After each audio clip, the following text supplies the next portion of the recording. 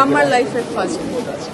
সব মিলিয়ে মানে কেমন বাংলাদেশ আশা করি ভোট তো দিলেন, কেমন বাংলাদেশ চাচ্ছে, কেমন নেতা চাচ্ছে?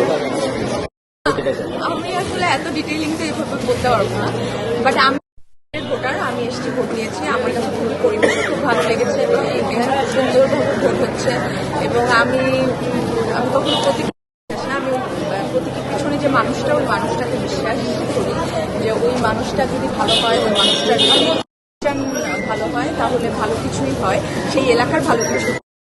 যে রাষ্ট্রপ্রধান হবে সেম, তার ভালো হয়, তার যদি দেশপ্রেম থাকে তাহলে দেখা যায় যে ওই দেশটা আসলে আরো উন্নতি করে। তো এই তো আমার বছর এই এলাকাতে, সেই জায়গা থেকে আমি যাকে চিনি জানি, যার সম্পর্কে জেনেছি, আমার কাছে যাকে ভালো মনে হচ্ছে আমি তাকে ভোটটা দেওয়ার পর অনুভূতি কেমন? আমি খুব এক্সাইটেড। আমার ভাইয়েরও এবার প্রথম, আমার ভাইকে আমি নিয়ে এসেছি সাথে করে।